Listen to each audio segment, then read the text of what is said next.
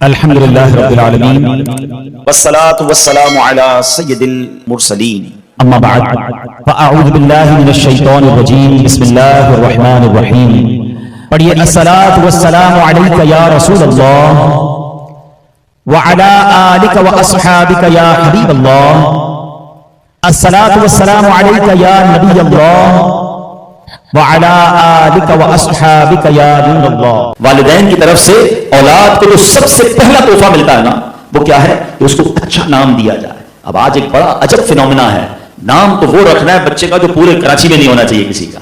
یہ پتہ نہیں کدھر سے لوگوں کے دماغ میں پھنس گیا ہے کہ بھائی نیا نام ہونا چاہیے۔ ارے اللہ کے بندو، اتنے پیارے پیارے نام موجود ہیں، اللہ کے نام ہیں، اللہ کے نبی کے نام ہیں، صحابہ کے نام ہیں، اولیاء کے نام ہیں، برکت والے نام رکھو۔ نہیں، نام وہ بتاؤ جو کہیں نہ ہو۔ اچھا پھر وہ یونیک کے چکر میں ایسے نام رکھتے ہیں کہ جس کا نہ کوئی معنی ہوتا ہے نہ کوئی سر پیر ہوتا ہے۔ تو خدا را ایسا نہ کریں۔ سبحان اللہ، نبی پاک کی حدیث ہے جس کا مضمون ہے کہ جو اپنے بیٹے کا نام میرے نام کی تعظیم کی نیت سے محمد رکھے یا احمد رکھے، اللہ کریم اس تعظیم کی برکت سے ان کے ماں باپ کی مغفرت فرما دے گا۔ ماں باپ کی مغفرت ہو جاتی ہے اگر بچے کا نام محمد ہو یا احمد ہو۔ اچھا پھر اس میں ایک اور عجیب بات آ گئی ہے کہ اچھا چلیں قرآن سے رکھتے نام، تو قرآن کھولا اور جو نام سامنے نظر آ گیا وہ رکھ دیا، کیونکہ مانا تو پڑھنا نہیں ہے، پوچھنا ہے نہیں۔ وہ چٹکلا ہوا نا کہ ایک عورت کیا ایک بچی پیدا ہوئی، اس نے قرآن شریف کھولا، سورہ کوثر، انا اعطیناک الکوثر، بچی کا نام رکھ دیا کوثر۔ اگلی بار پھر بچی پیدا ہوئی، اب پھر سورہ کوثر کھولی، فصل لربک وانحر، بچی کا نام ونحر رکھ دیا۔ ونحر کے معنی تو پوچھو۔ اب تیسری بچی پیدا ہوئی، ان شانئک هو الابتر، بچی کا نام رکھ دیا ابتر، قرآن سے رکھا ہے۔ ابتر کے معنی تو پڑھے، نسل کٹا ہوا جس کی آگے نسل ختم ہو جائے۔ اگر قرآن سے ہی رکھنا ہے تو قرآن میں تو شیطان بھی لکھا ہوا ہے، تو کیا بچے کا نام شیطان رکھ دیں گے؟ سوچئے نا، ہم اب کیوں اپنی دماغ سے فیصلے کرتے ہیں؟ اگر آپ کو واقعی قرآن و حدیث کا کوئی نام چاہیے تو کسی عالم دین سے رابطہ کر لیں، اس کا معنی لے لیں، تو اپنے بچوں کے لیے اچھا نام تلاش کریں، کیونکہ قیامت کے دن بچے کو اس کے نام، اس کے والد کے نام سے پکارا جائے گا۔ اب سوچیں اگر قیامت کے دن کسی کو پپو، گڈو، ٹومی، پومی، پتہ نہیں کیا کیا نام رکھتے ہیں، اس سے پکارا جائے گا تو آپ خود سوچیں یہ کیا کر رہے ہیں؟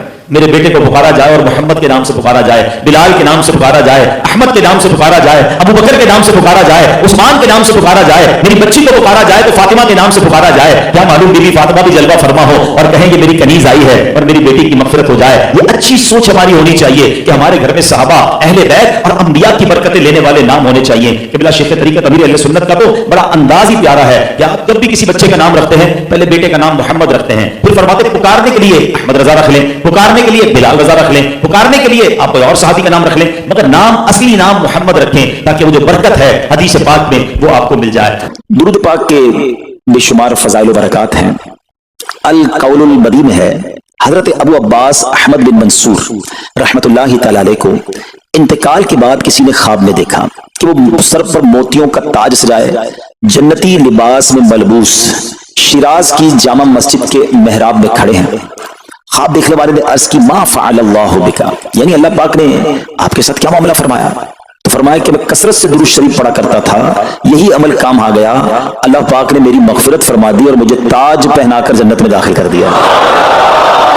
کیا بات ہے درود پاک کی! آپ یقین کریں، اگر میں آپ سے یہ کہوں کہ زندگی میں ایک مسلمان ہونے کی حیثیت سے اگر آپ اپنی خواہشات، اپنی ڈیزائرز کیا کیا ہیں لکھیں ذرا، کہ مجھے دنیا میں کیا چاہیے، مجھے مرتے وقت کیا چاہیے، قبر میں کیا چاہیے، مرنے کے بعد محشر کے دن میں کیا چاہتا ہوں، کبھی اکیلے بیٹھے نہ تو لکھیے گا، ٹھیک ہے؟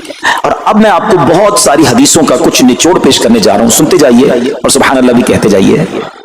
اگر آپ روزی میں برکت چاہتے ہیں تو درود پاک پڑھیے، اگر آپ بیماری سے شفا چاہتے ہیں تو درود پاک پڑھیے، اگر آپ ذلت و رسوائی سے بچنا چاہتے ہیں تو درود پاک پڑھیے، اگر آپ عزت میں اضافہ چاہتے ہیں تو درود پاک پڑھیے، آپ مصیبتوں اور پریشانیوں سے بچنا چاہتے ہیں تو درود پاک پڑھیے، مرتے وقت کلمہ پڑھنا چاہتے ہیں تو درود پاک پڑھیے، مرتے وقت آقا کا دیدار کرنا چاہتے ہیں تو درود پاک پڑھیے، آپ یہ چاہتے ہیں کہ آقا اپنے مبارک ہاتھوں سے قبر میں اتارے تو درود پاک پڑھیے، اپنی قبر کو نور مصطفیٰ سے جگمگانا چاہتے ہیں تو درود پاک پڑھیے، قیامت کے دن نبی پاک کے پرچم تلے اٹھنا چاہتے ہیں تو درود پاک پڑھیے، آقا کے ہاتھوں جام کوثر پینا چاہتے ہیں تو درود پاک پڑھیے، اور سنیے آقا کے ساتھ جنت میں جانا چاہتے ہیں تو درود پاک پڑھیے، مدینے جانا چاہتے ہیں، بار بار جانا چاہتے ہیں تو درود پاک پڑھیے، اور زندگی میں دیدار مصطفیٰ کرنا چاہتے ہیں تو درود پاک پڑھیے۔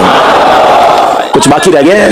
اللہ اکبر یا رسول اللہ۔ मुझे बताइए और कुछ बाकी रह गया है? एक मुसलमान होने की हैसियत से what ever I need in दुनिया और इन हियर आफ्टर, दुनिया और आखिरत में जो कुछ चाहिए, रोजी बरकत वाली जिंदगी, इज्जत वाली है, परेशानियां दूर हो जाएं, बीमारियां दूर हो जाएं, जिल्लत और रुसवाई से बचा रहूं, ईमान वाली मौत मिले, जब तक जिंदा रहूं मदीने आता जाता रहूं, आका की दीद करता रहूं, आका जन्नत में साथ ले जाएं। अब कुछ बाकी बचता है? और यकीन करें मैंने अपनी तरफ से नहीं बताया ये, जिनका कुछ मुताला है तो उनको याद आ रहा होगा कि इस हर जुमले के पीछे कोई ना कोई एक रिवायत या कोई ना कोई हदीस मौजूद है। यानी ये सारे इनामात दुनिया के, कब्र के, हशर के, ये सारे इनामात नबी पाक ने दुरूद पाक की फजीलत में बयान फरमा दिए हैं। ये ऐसी शायर ने नहीं कहा कि हर दर्द की दवा है सल्ले अला मुहम्मद, तावीज़ हर बला है सल्ले अला मुहम्मद सल्लल्लाहु अलैहि वसल्लम। फिर क्यों नहीं पढ़ते? यानी इतने सारे मसले हल हो जाएं एक ही वजीफे से। लोग पूछते रहते हैं कि वजीफा बता दें, रोजी में बरकत का बता दें, परेशानी दूर हो जाए बता दें, मदीने का वजीफा बता दें। तो ये सारे वजीफे दुरूद पाक में छुपे हुए हैं। पकड़ लो ना दुरूद पाक, फिर देखिए इसकी कैसी बरकतें आप जिंदगी में देखेंगे। आपका चेहरा शाश बशाश हो जाएगा, आपकी तबीयत फ्रेश हो जाएगी, आपको मजे को मजा आ जाएगा। बस दुरूद पाक की कसरत पढ़ते रहा करें इंशाअल्लाह बरकतें ही बरकतें। मैं भी नियत करूं, आप भी नियत करें। एक और खूबसूरत बात बताऊं, जो बड़ी खूबसूरत आयत है, मैं समझता हूं शायद दुनिया भर के आशिकान रसूल को ये कम से कम आयत तो सबको याद होगी। कौन सी आयत? इन्नल्लाह व मलाइकतहू युसल्लूना अलन नबी या अय्युहल्लज़ीना आमनू सल्लू अलैहि व सल्लिमू तस्लीमा। मिलकर दुरूद पाक अल्लाहुम्मा सल्लि अला सय्यिदिना व मौलाना मुहम्मदिन तिब्बिल कुलूबी व दवाइहा व आफियतिल अबदानी व शिफाइहा व नूरिल अबसारी व दियाइहा व अला आलिहि व सहबिही व बारिक व सल्लिम। अब ये जो आयत दुरूद है ना, शाबान के महीने में नाजिल हुई है, तो चलो नियत कर लें इंशाअल्लाह अब से रोजाना कसरत से दुरूद पाक पढ़ेंगे इंशाअल्लाह। आइए मिलकर मोहब्बत के साथ एक बार फिर दुरूद पाक सल्लु अलल हबीब सल्लल्लाहु तआला अला मुहम्मद सल्लल्लाहु अलैहि वसल्लम। मशहूर सहाबी हजरत अबू हुरैरा रदियल्लाहु तआला अन्हु फरमाते हैं कि एक मर्तबा मैं रसूल अकरम नूर मुजस्सम सल्लल्लाहु तआला अलैहि वसल्लम की इक्तिदा में नमाज इशा पढ़कर वापस जा रहा था। मैंने देखा कि एक औरत अपने आप को पूरी तरह ढांप कर सड़क के एक किनारे पर खड़ी है और उसने मुझे पुकारा कि ए अबू हुरैरा जरा मेरी बात सुनो। आप कहते हैं मैं करीब गया, मैं खुलासा अर्ज कर रहा हूं। तो उस औरत ने कहा कि मुझसे बहुत बड़ा गुनाह हो गया है, क्या मेरी तौबा कबूल होगी? हजरत अबू हुरैरा ने उससे सवाल किया कि क्या गुनाह हो गया? उसने गुनाह की तफसील बताई, काफी बड़ा गुनाह था। आपने कहा कि तू तो हलाक हो गई और तूने दूसरों को भी हलाकत में डाल दिया, इतना बड़ा गुनाह किया, अब तुम तौबा की उम्मीद रखती हो? अल्लाह पाक की कसम तेरी तौबा कबूल नहीं होगी। जब आपने ये कहा तो वो औरत खौफ खुदा से कांपने लगी और इतना जोर से कांपी कि कांपते कांपते वो बेहोश हो गई। आप नबी पाक की बारगाह में आ गए। अब आपको ख्याल आया कि यार मैंने इसको कह तो दिया, मगर मैंने अल्लाह के नबी सल्लल्लाहु अलैहि वसल्लम से मशवरा तो नहीं किया, प्यारे आका से पूछा तो नहीं। अब आप नबी पाक अलैहिस्सलाम की बारगाह में आए और आका से अर्ज की कि हुजूर ऐसा ऐसा हुआ और एक औरत मुझे मिली और उसने मुझे अपना गुनाह बताया। मैंने कहा इतना बड़ा गुनाह, अब तेरी तौबा कबूल नहीं होगी। अल्लाह अकबर। जब नबी रहमत शफीए उम्मत सल्लल्लाहु अलैहि वसल्लम ने ये बात सुनी तो फरमाया इन्ना लिल्लाहि व इन्ना इलैहि राजिऊन। ए अबू हुरैरा तू खुद भी हलाक हुआ और तुम उस औरत को भी हलाकत में डाला, क्या तुम्हें अल्लाह पाक का ये फरमान याद नहीं? फिर नबी पाक अलैहिस्सलाम ने कुरान मजीद फुरकान हमीद की ये आयत तिलावत की। जरा गौर से तिलावत सुनिएगा। अल्लाह करीम इरशाद फरमाता है बिस्मिल्लाहिर रहमानिर रहीम इल्ला मन ताबा व आमना व अमिला अमलन सालिहन फउलाइका युबद्दिलुल्लाहु सय्यिआतिहिम हसनात व काना अल्लाहु गफूरर रहीमा। तर्जुमा कंजुल इरफान। मगर जो तौबा करे और ईमान लाए और अच्छा काम करे तो ऐसों की बुराइयों को अल्लाह नेकियों से बदल देगा और अल्लाह बख्शने वाला मेहरबान है।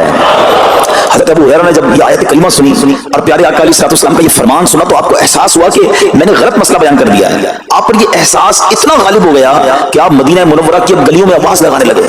एक औरत ने मुझसे रात एक मसला पूछा था, कोई बता सकता है वो औरत कौन है? आप सारा दिन मदीने की गलियों में आवाज लगाते रहे, मुझे उस औरत का पता बताओ जिसने मुझसे मसला पूछा था। अब रात हुई तो वो औरत आपको कल वाली जगह पर फिर खड़ी मिल गई। आप फौरन उस औरत के पास पहुंचे, उसे नबी पाक का फरमान सुनाया और कहा तुम्हें मुबारक हो, अगर तुम तौबा करोगी तो अल्लाह तुम्हारी तौबा कबूल फरमा लेगा। अब ये औरत इतनी खुश हुई कि मारे खुशी के कहती है कि मेरा एक बाग है, मैंने अपने गुनाह के कफारे में वो बाग राह खुदा में सदका कर रही हूँ। ये पूरा बाग है अबू हुरैरा, मैं अल्लाह की राह में सदका करती हूँ। अल्लाह अकबर। ऐ मेरे प्यारे इस्लामी भाइयों, इस एक वाक़े में हमारे लिए बहुत कुछ है। पहले थोड़ा सा तरबियत के मदरी फूल जरा समझिए कि इतनी बड़ी हस्ती है सैयदना अबू हुरैरा रज़ियल्लाहु अन्हु, लेकिन जैसे उन्हें पता चला कि मैंने ये मसला तो बयान कर दिया है मगर नबी पाक अलैहिस्सलाम से पहले इसका हुक्म तो पूछ लेता, ये हमें क्या दर्स दे रहा है कि बगैर इल्म के अपनी तरफ से शरई मसला बयान नहीं करना चाहिए।